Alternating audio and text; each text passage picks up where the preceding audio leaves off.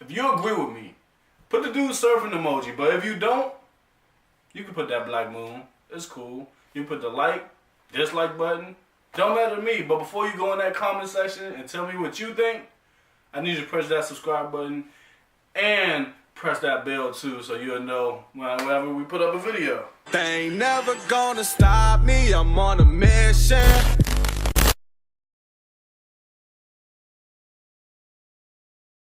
What's going on, y'all? I'm Cthasurfer, this is Punny TV, and I'm without two people right now, but let's disregard that. We're gonna get into this Gunna versus GOAT beef. We talking about MGK and Eminem and G-Eazy somewhere up in there. I don't really know, but we're gonna get right into it. We've seen this story before: Nicki Minaj versus Kim, LL Cool J with Cannabis, Drake with Common. We've seen older generations versus new generations when it comes to rap battles.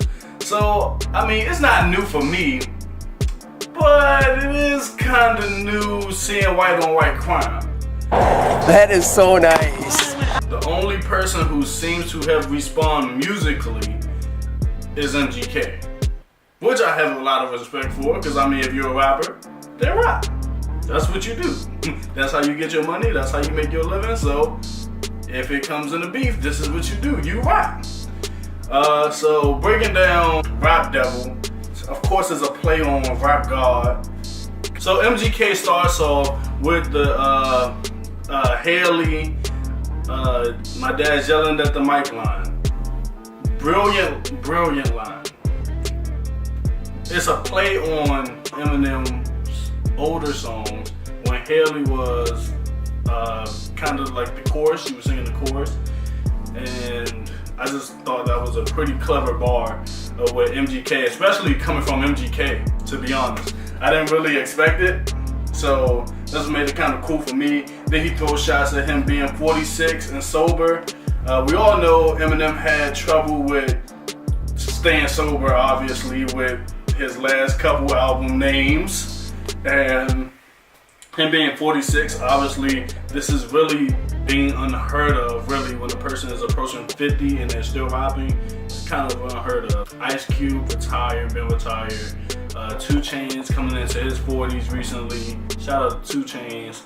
But it's really unheard of somebody approaching 50 and performing at the level that he is. And he basically said, look, you stopped me from feeding my family. You stopped me from doing a lot of things that I could have had the opportunity to do, whether it's being on interviews or having my music played on radios, different radio stations somewhat, or it could have even been going to Detroit. I don't know how that played out, but he's been blackballed apparently. Me, I just haven't heard a really good MGK song in a while. That's just my thought.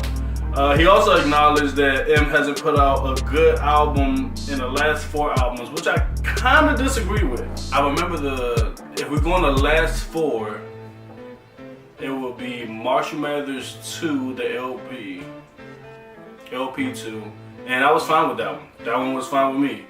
Then you had Road to Recovery. Recovery was fine too. I didn't see it had its moments. Then after Recovery, it was Relapse. Relapse was, you could keep it, really. I didn't care too much for it. But everybody know that Revival just wasn't it. Even M references on the track. But I don't think that was really much of a shot, because if M knows, there's no point of reinforcing it. But he felt the need to, so. Then another shot that MGK throws is him being on the Yellow Wolf album. Apparently Yellow Wolf has an album. Yellow Wolf is Eminem's artist, obviously. And if M takes the verse off of Yellow Wolf's album, that's a sign that M could be salty about everything that MGK does. So what started this really is off of a tweet about 6 years ago. And if you do the math, if Haley is 22, she was 16. And MGK basically said, she may be 16, but She be fine. She fine. No disrespect to M. And it was retweeted. Why didn't anybody tell MGK? Look, bro. She's 16. Nobody even hinted at the fact that, you know, he shouldn't be saying these things. Nobody flagged the tweet. Nothing. This is some stuff. This is some predator stuff. She's 16.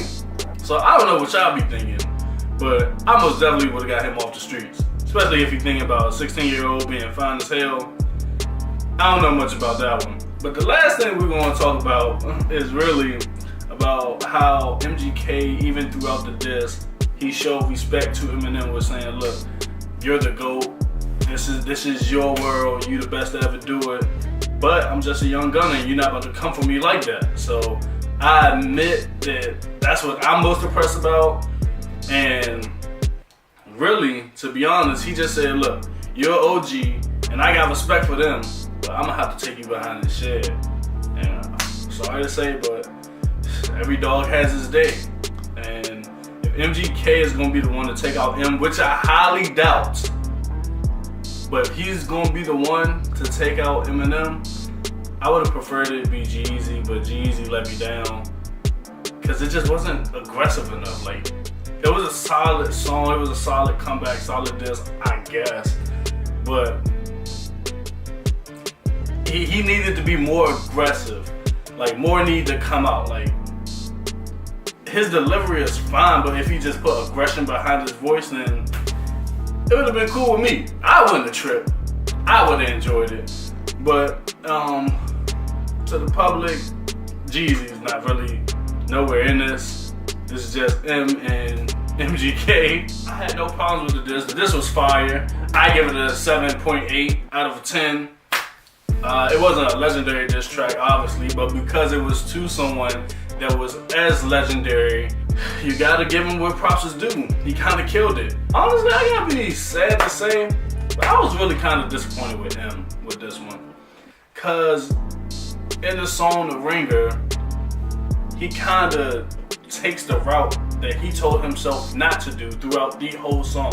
He said, don't give credit to nobody by mentioning their names. And he did exactly that. He mentioned MGK name. Now MGK is on the rise and about to make more money than he ever made before.